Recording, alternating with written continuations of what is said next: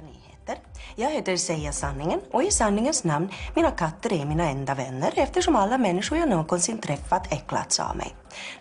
Nu ska det handla om en typisk svensk företeelse. Den allvetande medelålders mannen.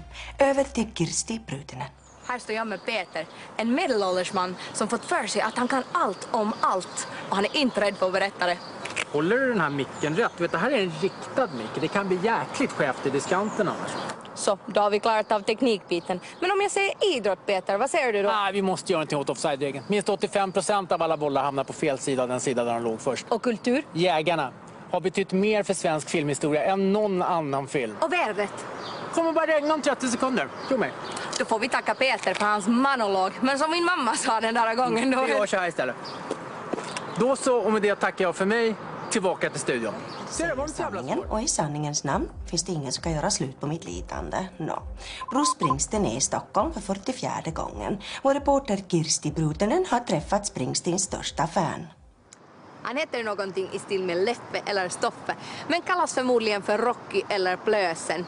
Han har inte missat en enda spelning med sin idol och han kommer att börja intervjun med att säga någonting i stil med ingen gör musik som bossen längre. Samtidigt som han kommer avsluta varje mening med orden det är rock'n'roll.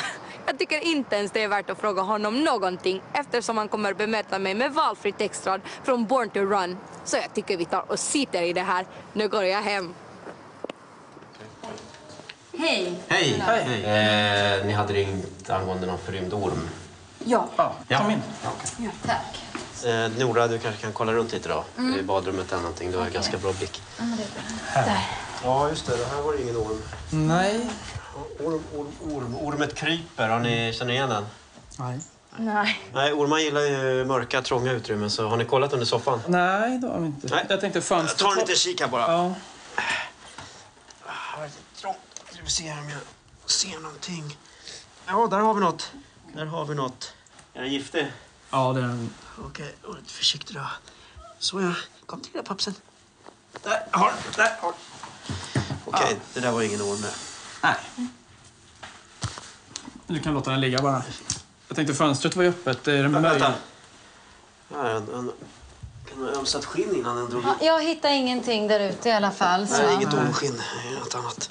Nej, det där, precis. Det där är ju... Ja, vad är det här då? Ja. Det är ju knark. Nej. Jo, det här är knark. Är det GHB eller? Nej, fast... Frans. Vad gör ni sen? Säljer ni vidare här på nätet? Eller? Fast det där är inte... Ja, era nätknarkardagar, de är över, det kan jag säga. Fast vänta nu, alltså. Du måste förstå att det inte är knark i den där. Nej, vi får kolla Vet du med. vad jag tänkte? Ja. Nej, det är inte GHB, det är något annat. En bekant på något sätt. Nora, du kanske kan... Nej, vet du vad, Frans? Jag tror att det är en kondom. Ja, det vet jag. Ja, men det är ju mest sperma.